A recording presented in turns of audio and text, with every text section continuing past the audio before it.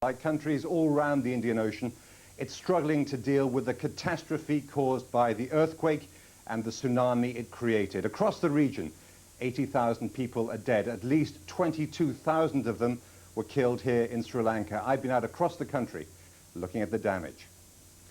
In this special programme, we'll be assessing the scale of the devastation right across the region. Aid workers now expect the number of dead to rise to well over 100,000. We'll also be talking to some of the key figures organising the aid effort, by far the biggest ever mounted.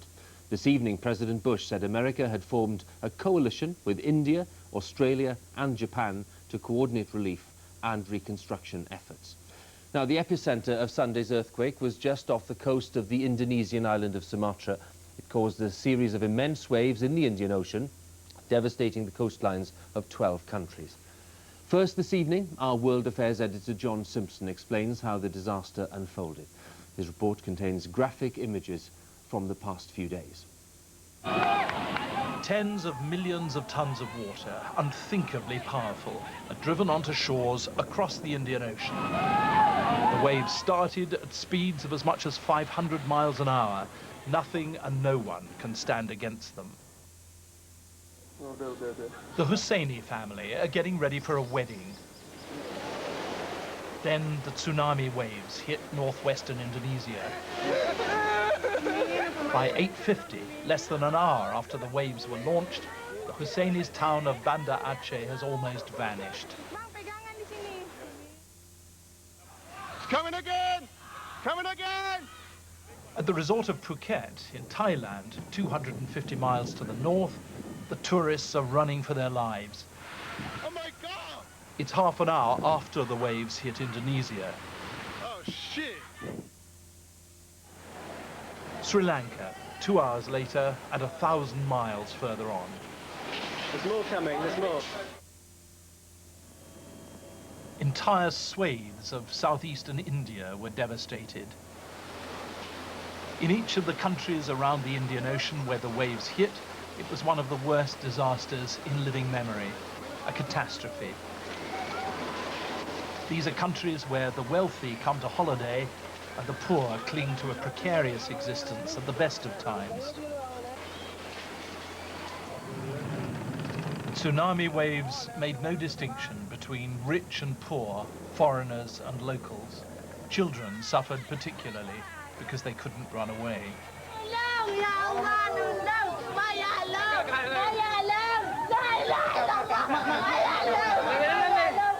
In country after country, the emergency facilities, always limited, buckled and virtually collapsed under the strain.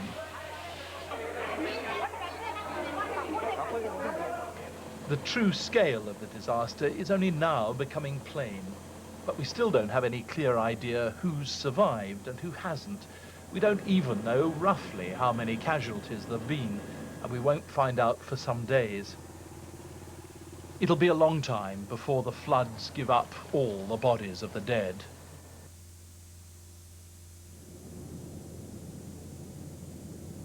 In the expensive resorts where foreigners were taking the holiday of a lifetime, the shock and grief were no less strong. Some could scarcely understand how they'd survived. As the water gushed through, it filled the room with water and I was almost drowned. And I just stood there and prayed. Across the entire region, people are dealing with the bodies of the dead according to their own religious traditions. It's been a reminder of the immense destructive power which natural forces can exert, and of our feebleness. It even briefly disturbed the rotation of the earth. Yet it's the individual cases that stay in our memories, like this husband and wife who found their children among the piles of bodies. Now they're taking them for burial, silently and alone. John Simpson on the scale of the disaster that's hit 12 countries from Asia to Africa. One of those countries is Sri Lanka, and we can rejoin Jeremy Bowen now in Colombo. Jeremy. Thanks, Hugh. Here in Sri Lanka, up to 1 million survivors, according to the President's office, are effectively destitute, without homes, enough food or clean water, and camping out close to decaying bodies. Even moving around the devastated areas is very difficult. So this morning, I joined a Sri Lankan Air Force helicopter flight across some of the worst affected areas. Sea that should be turquoise is muddy brown, threatening, tainted. And where villages stood, almost nothing is left. Nature feels disturbed, unbalanced. Sri Lanka's coast has been its fortune. That's why so many people were here when the tsunami hit. What really strikes you from the air is the scale of the devastation. It just goes on for mile after mile after mile.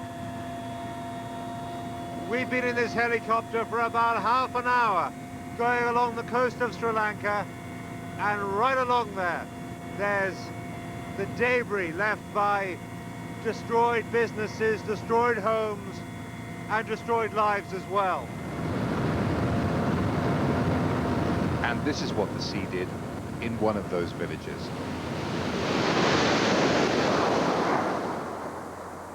Habaradua wasn't a smart resort. It was a quiet place where people made a living from tourists who came to dive and surf. The wave tore into the heart of the village. Now they're digging for what the sea left behind, relics of lives that had seemed to be getting better. Bodies are buried as they're identified. Ones without names are left at the roadside, decaying in the wet heat, in the hope that someone will claim them. Mr. Kumar is looking for his 4-year-old daughter. Just before the wave came, he saw her playing outside their back door. He's already buried his older daughter and his wife. He doesn't expect to find her alive. 4 years and 1 month. I was about to send her to the Montessori school. Up to 3,000 people, tormented by rumors that more tsunamis are coming, stay at the local Buddhist temple. They get some help from the monks and from well-wishers, but they say they've had nothing from the government. Habaradua is a single village. Across this country, 1 million people have lost their homes. If aid is still arriving this slowly next week, it will get worse. More than half of those now known to have been killed lived on the Indonesian island of Sumatra. Its west coast was closest to the epicenter and took the full force of the waves. In the northern province of Aceh, it's feared that the official death toll could still rise by tens of thousands. Andrew Harding is there. His report contains some graphic images of what he found. If you could smell this, you would be retching. Banda Aceh's main hospital, overflowing. A place of filth and despair. And time is running out. 6-year-old Maula has been here since yesterday, untreated. Gangrene is setting in fast. No one seems to care, says her brother. Look at her wounds. They've started rotting. Outside, grave digging now on an industrial scale. Another truckload every 2 minutes. No names, no ceremony. But it's not fast enough. The streets still festering with corpses. The dead seem to outnumber the living. But there is little time to mourn. The battle for survival here is getting harder by the day. Regular water supplies are contaminated, and relief still scarce. Tonight, thousands of families will again sleep out in the open, in the middle of their devastated city. And this was the moment their lives changed forever. The wave's relentless progress captured on an amateur video. People clinging to the roofs for safety. But other towns have simply vanished. This was Malabo, Population 95,000. Number of survivors unknown. Indonesia was the closest country to Sunday's epicenter. It was hit first and hardest. Now it is hell on earth. International aid cannot come fast enough. The horrors here are beyond belief. The waves that did this came without warning, but the next disasters here are now entirely predictable. Dysentery, gangrene, cholera, and epidemics which could kill as many people as the original tsunami. Andrew Harding, BBC News, in Aceh, northern Indonesia. That's it now from us in Colombo. Back to Hugh in London. Jeremy, thank you very much. Well, the relief operation, as Jeremy was saying, is the biggest ever mounted, but getting supplies to remote communities will be immensely difficult. The World Health Organization has warned that without urgent assistance, as many people could die from disease as were killed by the tidal waves. Raghi Omar looks at the task facing the teams of emergency workers in so many countries. The world has never faced a humanitarian disaster on this scale in peacetime. The challenge now is to help the survivors in 10 ravaged countries where infrastructure has been wrecked and the dead cannot be buried fast enough. Wealthy countries are beginning to respond. We are committed to helping the affected countries in the difficult weeks and months that lie ahead. President Bush wants the US to lead a core group of nations to coordinate relief. These countries have already pledged significant funds. The US itself is giving £18 million, Japan 15 million. Australia has pledged £11 million, and India, one of the victims itself, has already launched its own massive response, sending large numbers of helicopters, aircraft and ships to help the relief efforts in neighbouring countries, and deploying 4,000 troops. Britain has pledged £15 million, and ordinary people have also responded quickly. Oxfam received £200,000 yesterday, more than it's ever got in one day. And with the launch of the Disasters Emergency Committee appeal tonight, even more donations are expected. Every aspect of this tragedy is difficult to take in. The UN estimates that at least 5 million people are now without the 3 basics of life: water, food and shelter. The pledges are there because we know they're there.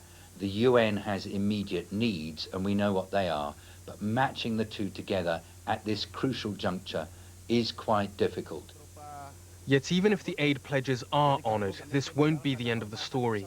Relief efforts between the UN, aid agencies, donor governments and the affected nations will have to be coordinated, and all of them will have their own ideas about how the money should be spent. The problem that will arise is that each country will have the same demands on what will be a limited resource. And so the UN may need to prioritise which country gets the resources and in what quantities. Emergency relief can only help in the short term. One of the cruelest ironies of this disaster is that it has befallen some of the poorest people in the world. Decades of development wiped out in a moment.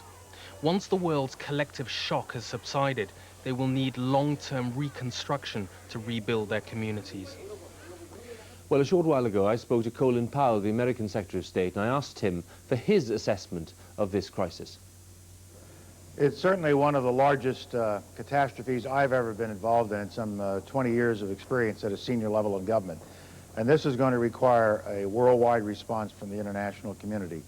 I'd first like to extend condolences to all of the families who lost loved ones, and our prayers go out to those who are still missing, and we hope that they will be recovered safely. But this will require a significant response from the international community, and that's why President Bush has tasked us to bring all the resources of the United States government together to assist in this effort.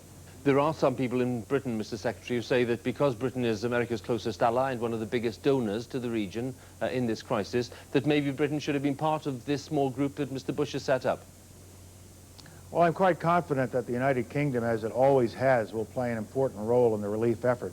The reason these particular countries were selected is because of their geographic location and their immediate involvement in the region, and they have assets right there that can be deployed.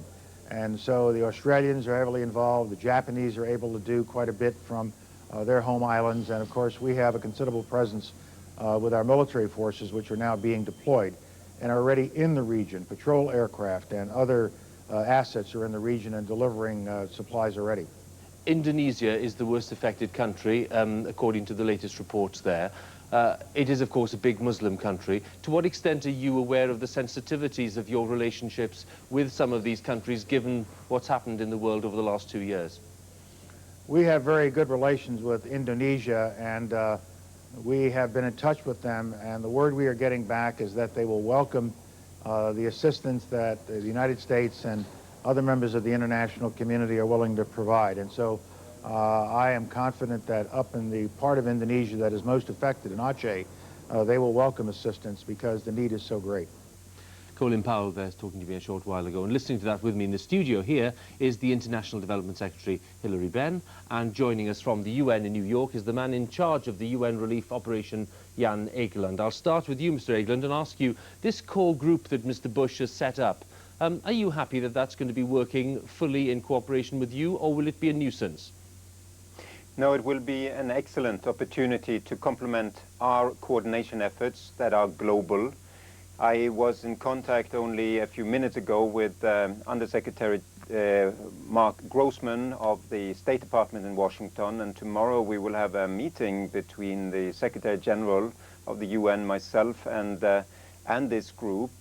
We are going then to discuss how their effort of this group, and they have considerable military assets that they can use in the area, will be able to fit in the overall effort that Britain and so many others form part of. And what is your main message to the international community this evening, Mr. Egeland? How can they best help in the efforts that you are coordinating?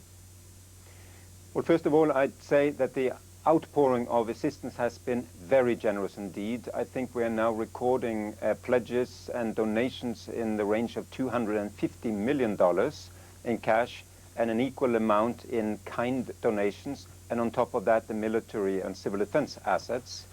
All of this means it has to be coordinated.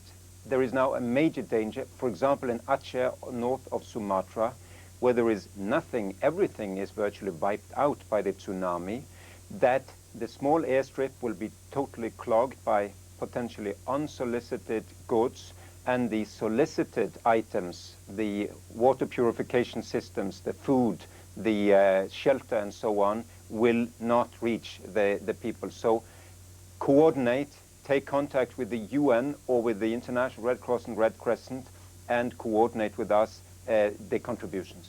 Mr. Egeland, thank you very much for that. Mr. Benn, as part of that picture that we've been given there by Mr. Egeland, there's been some criticism that Britain hasn't reacted quickly enough. Now, what is your response to that?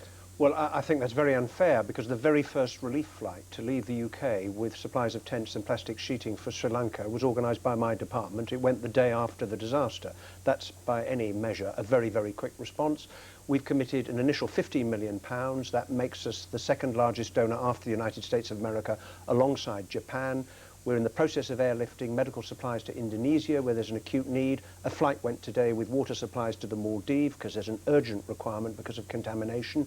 And we've been buying tarpaulins and other essential supplies to get them to the region as quickly as possible.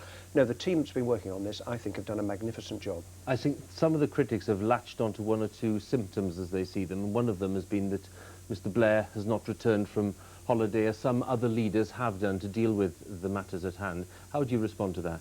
Very simply to say that the Prime Minister has been in close touch with the relief effort. He's spoken to the Deputy Prime Minister twice a day. I spoke to the Prime Minister this afternoon. He expressed thanks for the relief effort that Britain is making, alongside many in the international community. And frankly, people who've lost loved ones, seen their homes and livelihoods devastated, what they're really interested in is the support coming to them at the time and the place that it's needed. And that's what we're working to do alongside many, many others around the world. A brief question. Mr. Egeland mentioned military assistance. Is there any likelihood that Britain will play that kind of role in the region? No, the particular role that we play is, with the money that we're making available, is to respond to the requests we get from those on the ground. We've got assessment teams now in Sri Lanka, one with the UN in the Maldives. We've got a team on their way to Indonesia at the request of the UN. And then we can use the money that we've made available, and more will follow if it's needed. Of course we'll do more. to respond to practical requests we get for help to ensure that assistance gets to people who need it at the right time and in the right way. Mr. Ben, thank you for coming in and talking to us. Thank you. Well, the earthquake which caused the massive waves was the biggest in more than 40 years. The United Nations and America have both called for a warning system to be set up around the Indian Ocean. They believe that many thousands of lives could have been saved, maybe, if an alert network had been in place. Here's Newsnight's science editor, Susan Watts. This is the first attempt by scientists to show in pictures how the tsunami waves travelled from the earthquake's epicenter off the Sumatran coast, across the Indian Ocean to Indonesia, Thailand, Sri Lanka, and on thousands of miles to the Somali coast in Africa, travelling huge distances and with so devastating an impact. The waves may initially appear small, but once forced up onto the land, the destructive power of the immense volume of water travelling at speed is suddenly all too clear. The local shape of the coastline is critical. Any inlet means the waves land as dangerous spinning torrents. Just a short distance away, if the coastline is smooth, the same waves can prove more benign. The earthquake was at the boundary of two of the giant sections that make up the Earth's surface, the tectonic plates. One plate moves constantly beneath the other, creating huge strain, which eventually ruptures. Here, the top Burma plate suddenly slipped, pushing a huge volume of water above it upwards. Like the flick of a rope, this sent waves hurtling towards the coast at about 600 kilometers an hour. The waves were so destructive because the quake itself happened near the surface, just 10 kilometers under the seabed. Any deeper and its pent-up energy would have disappeared underground. As it was, this energy had nowhere to go but up into the mass of water above. The death toll is so high because people on the ground had no warning. Unlike communities around the rich Pacific basin, the poor coastal regions of the Indian Ocean are unprotected.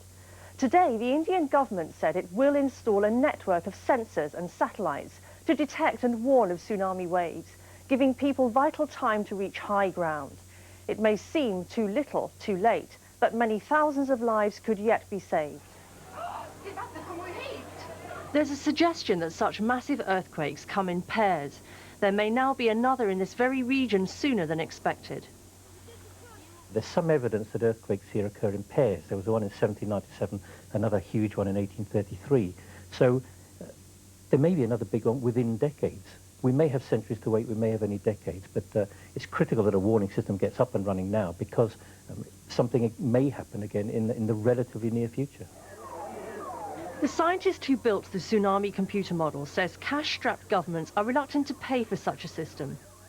Only a week ago, it would be very difficult to persuade people to do that because 90% of tsunamis happen in the Pacific, and that's where our focus of the effort is to get people to do something for other areas. For Indian Ocean, for example, would be very, very difficult.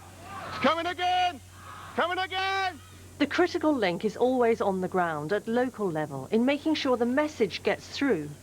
In Bangladesh, for example, there is a cyclone warning system which involves people on bikes cycling around, blowing whistles, telling people, get to the hurricane shelters, get to the cyclone shelters to protect yourselves. And people do that. If they don't, they know they will die because we've had, in the past, enormous death tolls, hundreds of thousands of people killed in cyclones. So provided people know about the hazard, they're aware of it, they will respond to these warnings. And experts told us today that had a Pacific-style warning system been in place, as many as 2/3 of those who lost their lives need not have died.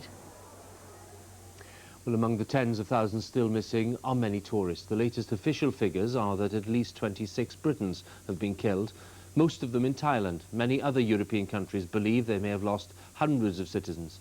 From Phuket in Thailand, here's Kylie Morris. Phuket Town Hall is a clearinghouse for the living and the dead. Survivors are fed and registered and use the internet to reach their loved ones. On pinboards outside are the photos of those who are still missing. Helping to find Britons missing is Ambassador to Thailand David Fall. He told me exact figures are difficult to divine. Missing is at least in scores, and I can't really be more exact than that at the moment. The number of injured? Number of injured, that's in hundreds, because we've had figures of people passing through the hospitals, and they're passing through very quickly. So the figure changes every day, but that's in hundreds. And what's the area of most critical need for British citizens at the moment? Well, it's the fourth day. We're now into the sort of second phase of this. The first phase was identifying how big the problem was and where it was hitting and where people were. We've now had most people who've come in to tell us where they are, who's injured, who's missing, who's dead, and so on. So now the critical thing for us to do is to help these people who are still alive get back to the UK or get to wherever they're going. At the airport, there are extra flights filled with survivors. Birgitta and Kjell Bolin hold one another close as they wait for a plane to Sweden.